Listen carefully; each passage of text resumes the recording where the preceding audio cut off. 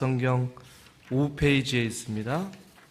마태복음 5장 9절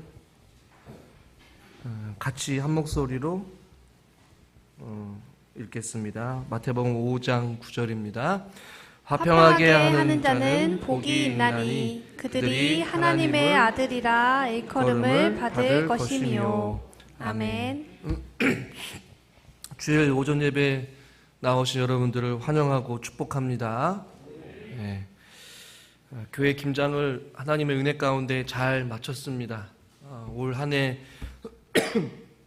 배춧값이 무지막지하게 비싸가지고 걱정을 많이 했는데 그래도 하나님의 은혜 가운데 잘 마쳤습니다. 저는 김장을 하면서 교회에서도 권사님들이 서로가 방법이 또 지방이 또 김장을 담그는 방식이 다 다르니까 부교육자 때도 보면 김장을 할 때 항상 좋은 것만은 아니었어요. 늘 언제나 뭐 젓갈을 넣네, 소금을 더 넣네, 마네, 짜네, 안 짜네, 뭐 또 시작해서 제가 지난번에도 말씀드렸죠. 어떤 교회는 배추 절이는 거 이제 그만하자, 절인 배추를 사자, 이러고 가지고 권사님들이 회의를 하고 싸우기도 하고. 그런데 우리 교회는 은혜 가운데 제가 잘 봤어요. 보니까 아주 서로가 아주 말없이 그냥 각자 할 일을 하시더라고요. 누가 시킨 것 마냥.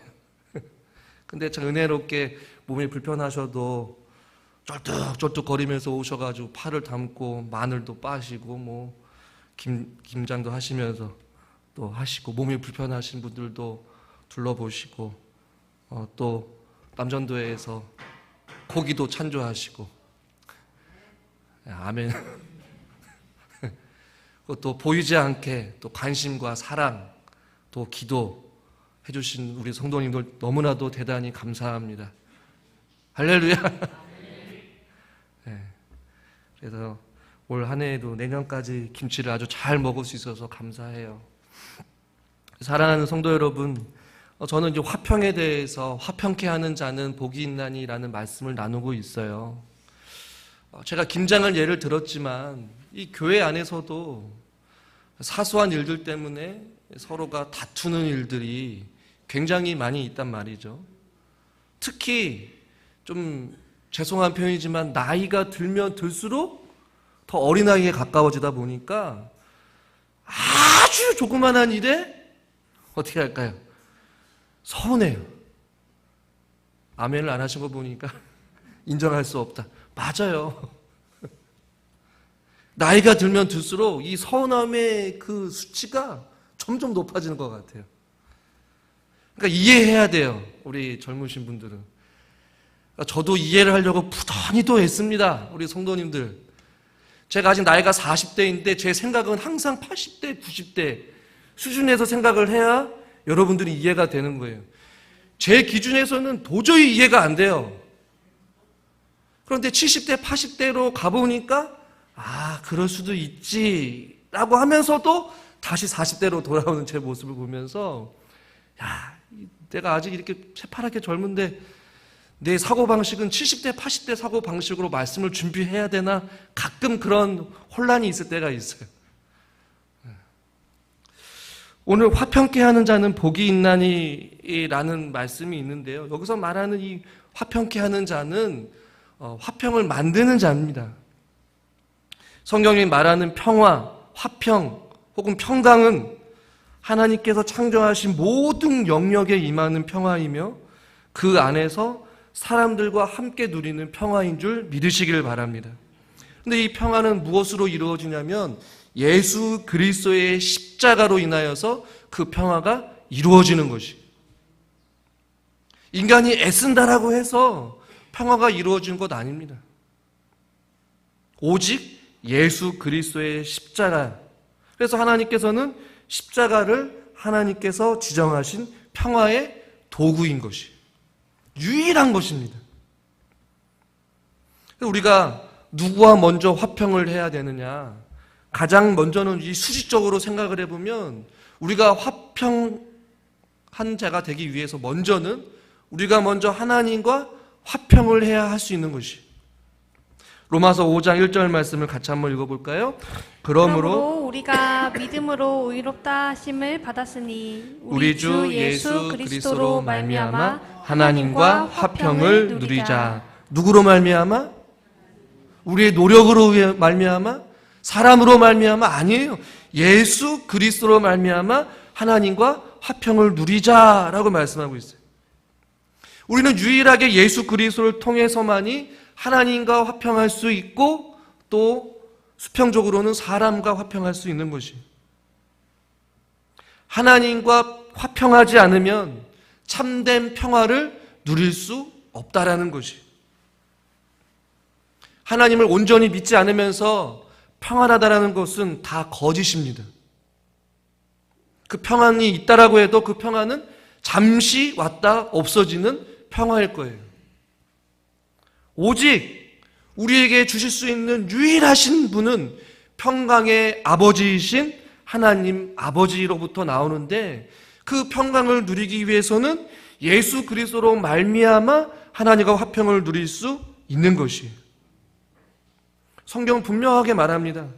이사야 선지자가 이사야 48장에 보니까 악인에게는 평강이 없다라고 말씀하고 있어요.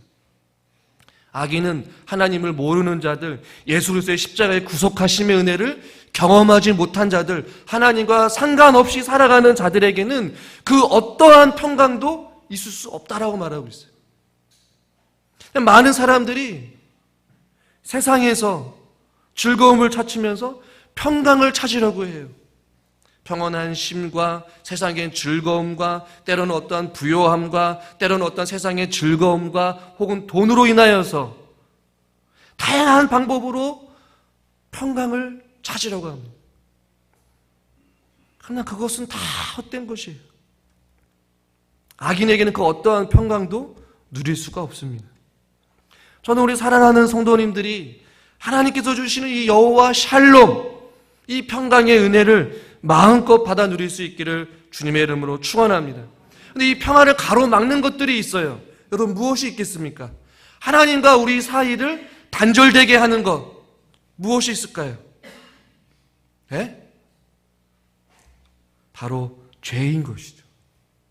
우리 안에 불의, 욕심, 거짓, 불순종, 시기, 미움, 질투 등등인 것입니다. 이런 것들이 하나님께로 나아가는 그곳에 다 가로막혀요. 사방이 끊임없이 우리들로 하여금 그 평화를 누리지 못하게끔 사단은 계속해서 우리들로 하여금 장애물을 놓는 거예요. 시기를 던지고 미움을 던지고 불순종을 던지고 세상의 즐거움을 던지고 다툼을 던지고 계속해서 우리의 인생길에 장애물을 던지는 것이죠. 지뢰받친 것이에요. 그것을 밟는 순간 하나님과 우리의 관계는 깨지는 것이고 평강의 은혜를 누릴 수 없는 것이에요. 그러므로 우리가 하나님과 화평하기 위해서는 우리가 늘 언제나 예수 그리스도의 보혈로 정결해야 된다는 것입니다. 우리가 어떻게 거룩할 수 있을까요? 하나님의 말씀과 기도로 거룩하여 지민이라. 할렐루야. 그러니까 늘 언제나 우리는 말씀과 기도로 무장해야 돼요.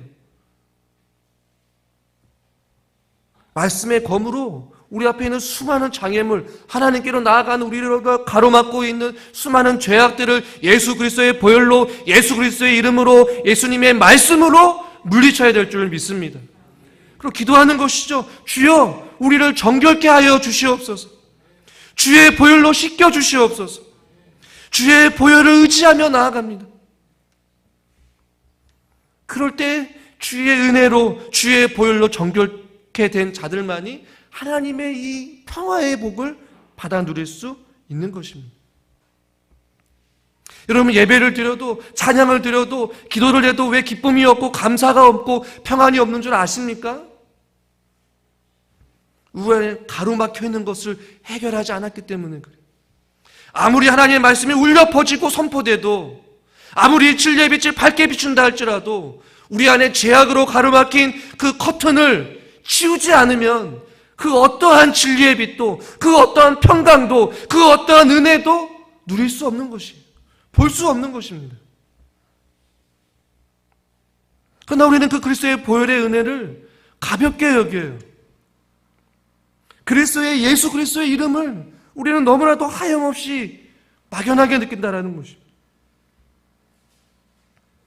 이사야 선지자는 이사야 26장 3절에 이렇게 말씀합니다. 주께서 심지가 견고한 자를 평강하고 평강하도록 지키시리니 그가 주를 어떻게 함이라? 신뢰함이라. 주를 신뢰하는 자들, 심지가 아주 견고하여져서 어떠한 상황 속에서도 흔들리지 아니하고 그 앞에 있는 가로막혀 있는 죄와 허물들을 주님 앞에 고백하며 회개하며 자기 자신을 부인하고 십자가를 지며 주의 은혜를 날마다 구하는 자들에게 그들을 평강하고 평강하도록 어떻게 하신다? 지켜주신다. 저는 이러한 평강의 은혜가 우리 사랑하는 성도님들과 또 말씀을 전하는 저에게도 있기를 주님의 이름으로 축원합니다. 이 수직적인 하나님의 관계가 해결되어야지만이 하늘로부터 내려오는 신령한 양식을 우리는 공급받을 수 있는 것이에요. 두 번째로는 모든 그리스도인은 화평케 하는 자가 되어야 되는 것이에요. 하나님께로부터 수직적으로 받은 그 관계가 회복되어지고 하나님으로부터 받은 그 평강의 은혜를 누린 사람들은 모든 사람들과 화평케 하는 자가 되어야 될 줄 믿습니다. 아니 그렇게 살아갈 수밖에 없는 것이에요. 하나님으로부터 받은 그 평강의 복을 받아 누린 사람들은 모든 이들에게 평화의 은혜를 전달해 주는 사람입니다. 여러분 은혜가 충만하면 어떻습니까? 모든 것이 허용이 돼요. 그러나 우리가 은혜가 떨어지거나 우리가 믿음 생활을 좀 소홀히 하다 보면 모든 것이 어떻게 해요? 거슬려요. 가정 안에 있는 남편이, 자녀가, 상황이, 직장이, 사람들이 다 눈에 거슬리는 거예요. 그러다 보면 불평이 생기고 싸움이 되고. 그러나 우리가 은혜가 충만하면 어떻습니까? 다 사랑스러운 거예요. 남편이 사랑스럽고 자녀가 사랑스럽고. 아멘을 안 하신 거 보니까 아주 그냥 살 만큼 살았으니까 아주 꼴도 보기 싫다. 아니잖아요. 은혜가 넘치면요 사랑스러울 수밖에 없는 것이. 하나님으로부터 내려오는 그 화평의 은혜를 누린 사람들은 모든 사람들과 화평을 이룬 자가 되는 것입니다. 저는 먼저는 우리 사랑하는 성도님들과 우리들 가정 안에 평화가 있어야 될 줄 믿습니다. 잠언 17장 1절에 이렇게 말씀하고 있어요. 같이 한번 읽어볼까요? 마른 떡 한 조각만 있고도 화목하는 것이 제육이 집에 가득하고도 다투는 것보다 나으니라. 아멘. 마른 떡 한 조각만 있어도 화목하는 것이 제육이, 고기가, 풍요함이 집에 가득하고 다투는 것보다 낫다. 여러분은 어떠세요? 전자예요, 후자예요? 전자도 후자도 아니죠? 저만 그렇습니까? 집안에 제육이 가득하고 화목하는 게 우리의 소망 아니겠어요? 그러나 성경은 마른 떡 한 조각만 있어도 화목하는 것이 제육이 집에 가득한 것보다 다투는 것보다 더 낫다. 그게 뭐예요? 다른 것보다도 가정 안에서 서로 화평을 이루는 것이 복이라고 우리는 성경 우리에게 말씀하고 있는 것이. 이제 얼마 전에 이제 어머니랑 오랜만에 통화를 하는데 어머님이 저한테 아들아, 다른 게 복이 아니라 건강한 게 복인 것 같다. 너도 아프지 말고 나도 안 아플게. 이러고 전화를 끊었어요. 끊고 나서 보니까 다른 게 뭐가 있겠어요. 하루하루 살아가면서 건강하게 살아 숨쉬는 게 복이다. 별거 아닌 것 같았지만 생각을 해보니까 그것이 은혜더라고요. 우리 성도님들이 아픈 모습을 보면서도 우리 성도님들이 아픔 없이 하루하루를 장수하면서 살아가는 것이 복이겠구나. 하나님 우리 성도님들 건강하게 지켜주세요. 가정 안에 화평은 다른 것이 아닌 것 같아요. 여러분의 가정이 화평의 집이 되도록 우리들이 힘쓸 수 있기를 바랍니다. 부부간에도, 부모와 자녀 사이에도, 형제들 사이에도, 친척들 사이에도 모두 다 하나님께서 주시는 그 평안이, 한번 따라하겠습니다. 나로부터 흘러 넘쳐나기를 소망합니다. 할렐루야. 네. 보십시오. 남편들, 또 아내 되신 분들, 집에서 아내가 남편이 얼마나 화평을 이뤄가는지 저부터도 잘해야 될 것 같아요. 가정 안에서 평안이 넘쳐야 되는 거죠. 두 번째는 교회 안에서도 평화가 있어야 될 줄 믿습니다. 저와 여러분들은 그리스도를 머리를 두고 한 몸, 한 지체인 줄 믿으시기를 소망합니다. 누군가는 팔이에요. 누군가는 다리예요. 누군가는 손가락이에요. 누구는 발가락이에요. 그런데 에베소서 4장 3절에 이렇게 말씀하고 있어요. 같이 한번 읽어봅시다. 평안에 매는 줄로 성령이 하나 되게 하신 것을 힘써 지키라. 아멘. 한번 따라하겠습니다. 힘써 지키겠습니다. 네. 뭘 지켜야 돼요? 하나 되는 것을. 그런데 이 힘써 지키라는 단어가요, 여러분이 생각하는 그런 가벼운 단어는 아니에요. 이 힘쓰다라는 단어가요, 어떤 그 단어에서 찾아왔냐면 로마 원형 극장에서 사람들이 서로 싸우는 게 있었어요. 서로 싸울 때에 한 사람이 죽을 때까지 그 싸움은 멈추지 않거든요. 검투사가 그를 훈련시킨 조교가 그 싸움에 임하는 그 사람에게 너는 힘써 싸워라 라고 할 때 그 힘써라는 단어가 오늘 너희들이 성령이 하나 되신 것을 힘써 지키라는 단어와 똑같은 단어예요. 즉 무슨 의미냐면 너가 그 원형 경기장에 나가서 죽지 않으려면 죽을 힘을 다해 싸워야 한다. 힘써서 싸워야 된다라는 그런 의미를 가지고 있어요.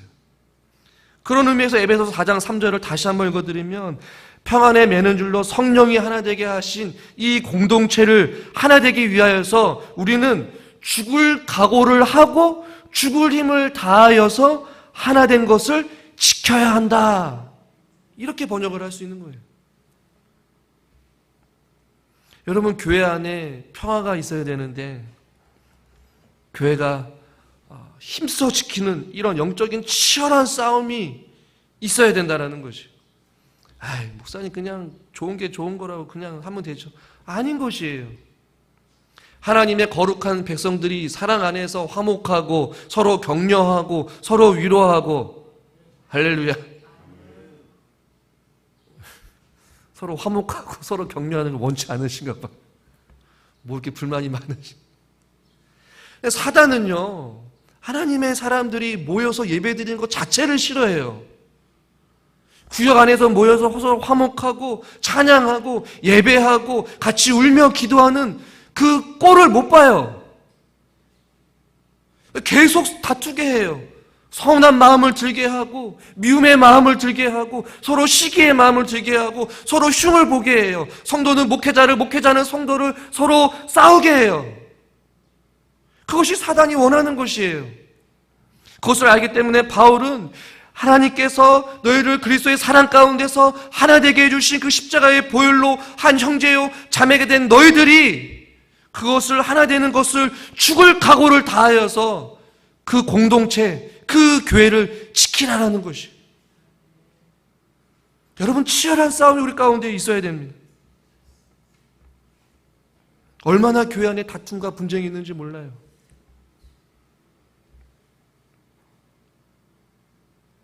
서로가 서로에게 평안의 도구가 될 수 있기를 주님의 이름으로 축원합니다. 세 번째는요, 조금 다른 의미이긴 하지만 다른 사람들이 하나님과 화평하도록 우리는 도와야 돼요. 하나님과 관계가 깨어진 사람들, 믿음이 연약한 사람들, 혹은 믿음이 흔들리는 사람들, 믿음의 뿌리를 내리지 못한 사람들, 그래서 하나님께서 주시는 그 풍성한 은혜를 누리지 못하는 자들이 하나님과 화평을 이루고 또 교회 공동체 안에서 또 여러분의 어떤 구역 안에서 전도회 안에서 믿음 안에서 참된 평강의 은혜를 누릴 수 있도록 우리는 같이 힘써야 될 줄 믿습니다. 믿음의 성장을 위하여서 우리는 옆에서 힘써야 되는 것이, 옆에 있는 권사님이, 옆에 있는 집사님이 믿음이 흔들리지 않도록 말씀으로 권면해야 되는 것이, 눈물로 기도하는 것이에요. 복음을 전하면서 하나님께 간구하는 것이에요. 더 나아가 하나님과 철저하게 관계가 멀어져 버린, 교회를 나왔지만 교회를 잠시 쉬고 있는 사람들을 향하여서 복음을 전하는 것이죠. 하나님의 관계가 멀어져 버린, 죄로 가로막혀서 마음이 강팍해진 자들을 향해 그리스도의 복음을 전하는 것이에요. 그래서 바울은 로마서 10장에 보니까 아름답도다 좋은 소식을 전하는 자들의 발이여, 이렇게 말씀하고 있어요. 여러분의 발들이 예수 그리스도와 멀어진 자들에게로 향할 수 있기를 주님의 이름으로 축원합니다. 믿음이 연약한 자들 찾아가는 것이죠. 방문하는 것이죠. 그리고 그리스도의 복음을 전하여서 돌같이 굳어버린 마음이 온유해지고 하나님의 은혜를 누릴 수 있도록, 하나님의 화평의 은혜를 누릴 수 있도록 그들을 주님께로 인도하는 평화의 도구가 되어야 될 줄 믿습니다. 그러니까 사람과 사람끼리 화평을 위해 힘써야 된다는 것이.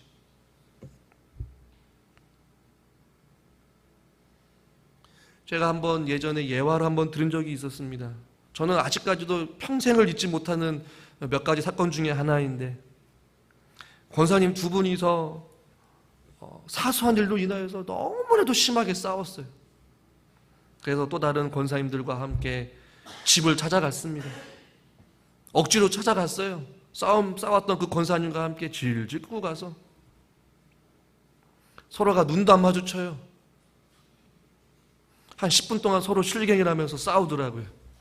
가만히 있었습니다. 뭐 해결이 안 되는 거예요. 막 육두문자를 날리면서 한 10분이 있다가 제가 조용히 다 같이 신앙 고백 하시겠습니다 그랬어요. 그러니까 또 고개를 숙이고 또 신앙 고백을 해요. 예배를 드리고 서로 사랑하라고 권면하고 서로 용서하라고 하고 안아주라고 하고 다 이야기했어요. 예배가 끝났어요. 축도로 예배를 마쳤습니다. 여러분 어땠을까요? 어땠을 것 같아요? 에? 화했을 것 같죠? 아니에요. 빨리 나가시라고. 같이 신방원 권사님도 황당해하고, 목사님 어떻게 하죠? 가라는데 가야죠. 어떡하겠어요? 결국에는 한 명이 뛰쳐나가서 교회를 떠났어요. 권사라는 직분 있는 분들이 마음이 상하니까 이게 화해가 쉽게 안 되는 거예요.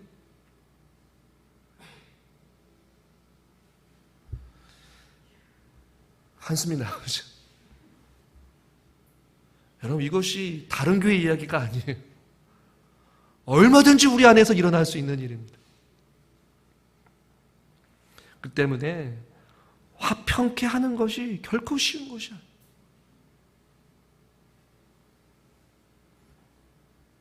세 번째는요, 사회에서도 평화가 필요하다라는 것이에요.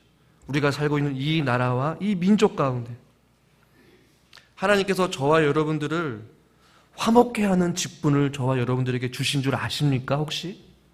이 세상에서 어둡고 혼탁한 이 죄악된 세상 가운데 하나님께서 저를 이 땅 가운데 보내주신 이유는 이 땅 가운데 화목을 이루기 위하여서, 평화를 이루기 위하여서 저와 여러분들을 불러주신 거예요. 고린도후서 5장 18절 19절 같이 한번 읽어보겠습니다.